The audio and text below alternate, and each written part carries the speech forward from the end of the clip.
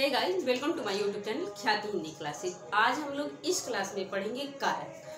तो पहले आप ये समझ लीजिए कारक क्या है, कारक का शाब्दिक अर्थ क्या है। कारक का शाब्दिक अर्थ होता है करने वाला। क्या होता है इसका अर्थ? करने वाला।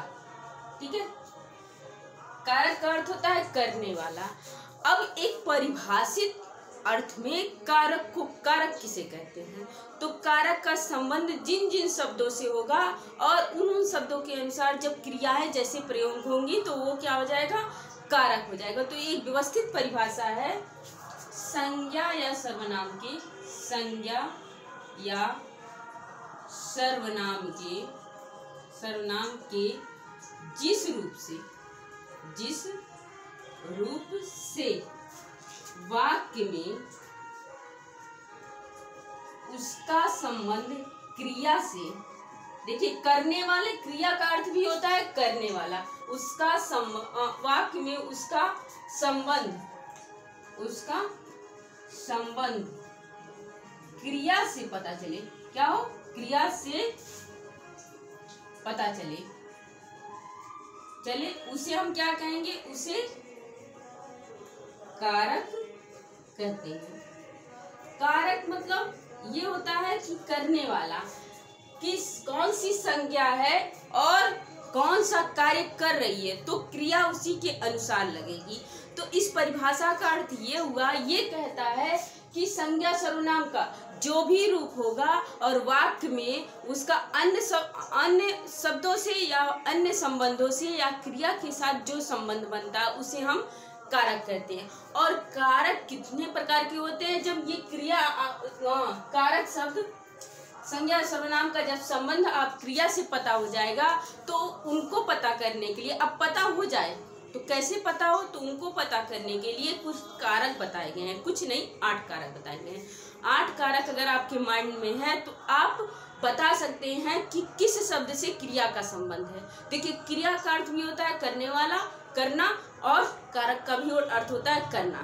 तो जब दोनों को रिलेट करेंगे तब आप समझ पाएंगे कारक क्या है। तो संज्ञा शब्द हो या सर्वनाम हो वही ना कार्य को करेगा, वाक्य में जो करता होगा वही कार्य को करेगा। तो ये परिभाषा कहती है कि संज्ञा या सर्वनाम का वह रूप जो रूप संज्ञा या सर्वनाम के जिस रूप से वाक्य में उसका संबंध क्रिया के साथ पता हो जाए, जो भी रूप उसमें दिखाई दे, तो रूप जो होगा और वो रूप क्या होगा? वही कारक के चिन्ह होंगे। जो आपके 8 कारक होंगे वही चिन्ह होंगे जो आपके रूप में स्थापित होंगे और बताएंगे कि संज्ञा या सर्वनाम का या मेन जो करता है उसका क्रिया से कैसा संबंध है। ठीक है, तो ये हो गया कारक।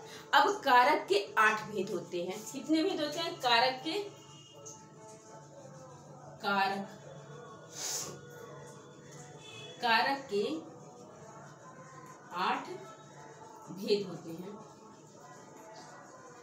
हैं। ठीक है, कारक के 8 भेद होते हैं। तो जिसमें कर्ता, कर्म, करण, संप्रदान, आपादान, संबंध, अधिकरण, संबोधन, ये सारे कारक होते हैं। ठीक है, कारक तो आप जान लीजिए कितना है, लेकिन कह रहा है रूप से, जिस रूप से, तो जो रूप होगा वो उसका प्रसर्ग या उन कारकों का चिन्ह होगा। ठीक है, तो 8 होते हैं। कौन कौन होते हैं? कर्ता, कर्म, करण, संप्रदान, आपादान,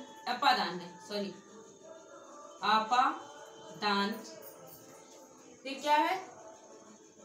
अधिकरण, करण, संबोधन। ये हो गए आपके कारक। तो आपका कहता है कारक किसे कहते हैं? तो कारक कहता है संज्ञा सर्वनाम के जिस रूप से, आप जिस रूप को पकड़े रहिएगा, जिस रूप से वाक्य में उसका संबंध क्रिया के साथ पता चलता है उसे हम कारक कहते हैं। तो कहता है वो रूप कौन सा है जिससे हम क्रिया का संबंध बताएंगे, कारक का काम यहाँ क्या है। तो क्या कारक का यही काम है? नहीं, ये प्रकार ही नहीं, बल्कि उसके प्रसर्ग, उसके चिन्ह आपको बताएंगे कि क्रिया और संज्ञा या सर्वनाम का कौन सा संबंध है, कौन से कारक में वो संबंध बना रहा है। तो कर्ता का जो चिन्ह है, ये इसे परसर्ग भी कहते हैं, इसे परसर्ग भी कहते हैं। ठीक है, परसर्ग कहिए या कारक के चिन्ह कहिए, ये भी होगा। देखिए, कर्ता ने, कर्म को, करण से, और देखिए से के द्वारा, इसके दो दो चिन्ह हैं, द्वारा।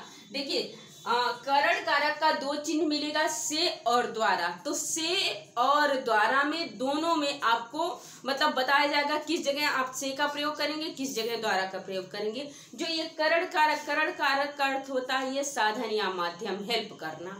ठीक है, तो यहाँ देख लीजिए, संप्रदान का चिन्ह होता है के, लिए और को। देखिए इसमें भी दो चिन्ह है, कुछ चिन्ह आपको सेम लगेंगे, लेकिन कौन सा चिन्ह कहाँ है इसको भी हम देखेंगे। ठीक है, आपादान का कारक क्या है, से, अलगाव। मतलब ये जान लीजिए इसका प्रयोग से का, इस से का प्रयोग अलगाव के अर्थ में होगा। अधिकरण देखिए संबंध छोड़ दिया, आपादान संबंध है का, की, के, रा, री, रे, ना, नी और ने, ये सारे इसके चिन्ह होते हैं। देखिए संबंध कारक के चिन्ह आप तो बस का, के, की बस कह देते हैं, लेकिन का, के, की बस कहने से काम नहीं चलेगा।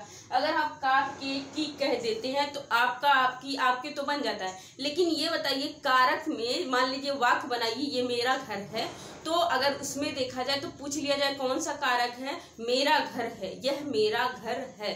तो अगर उसमें पूछ लिया जाता है यह तो आपका सर्वनाम हो गया, मेरा घर है, तो सर्वनाम शब्द किस रूप से जुड़ रहा है, किस कारक से जुड़ रहा है, तो आपको रा, री, रे और ना, नी, ने साथ में संबंध के इतने चिन्ह हैं, इनको भूलना नहीं है। बस का, की, के से ही आपका काम नहीं चलेगा, क्योंकि मेरा घर है तो मेरा, मेरी, मेरे, अपना, अपनी, अपने, जब तक ये नहीं याद होंगे, इतने नहीं याद होंगे तो बताइए मेरा, मेरी, मेरे, अपना, अपनी, अपने कैसे बना पाएंगे।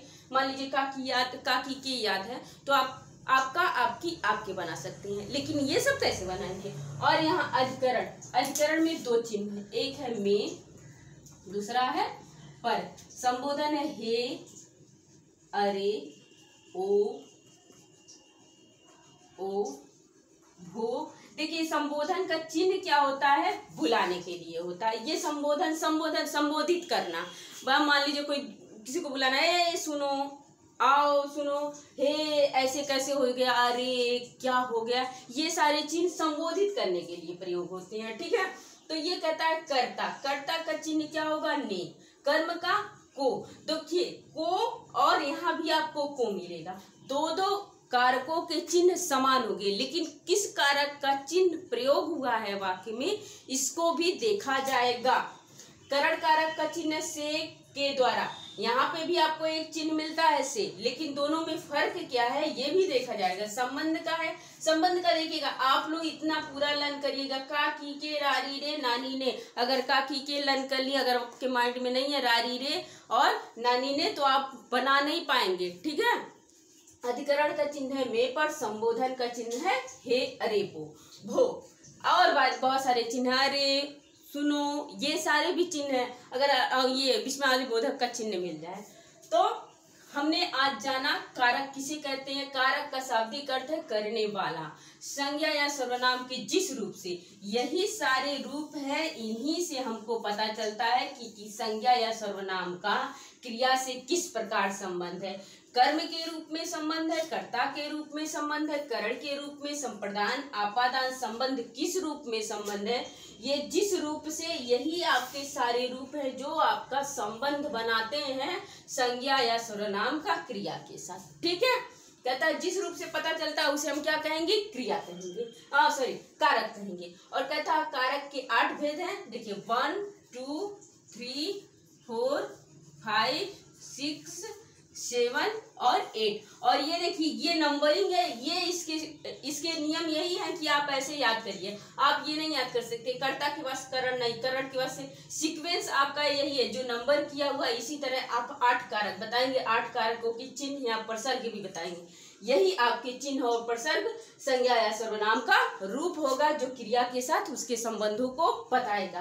अब आज की वीडियो में आप लोग इतना देखें, अगली वीडियो में कर्म कारक कहाँ प्रयोग हुआ, करण कारक, कर्ता कारक कहाँ प्रयोग हुआ, कैसे प्रयोग होगा, अगर एक वाक्य में 4 कारक 5 कारक मिल जाए तो किस कारक को मान्यता देनी है, ये भी अगली वीडियो में देखेंगे। आज की वीडियो में इतना ही रहेगा। तो आइए आज वीडियो में यही, अब मिलते हैं अगली वीडियो में। तब तक के लिए धन्यवाद।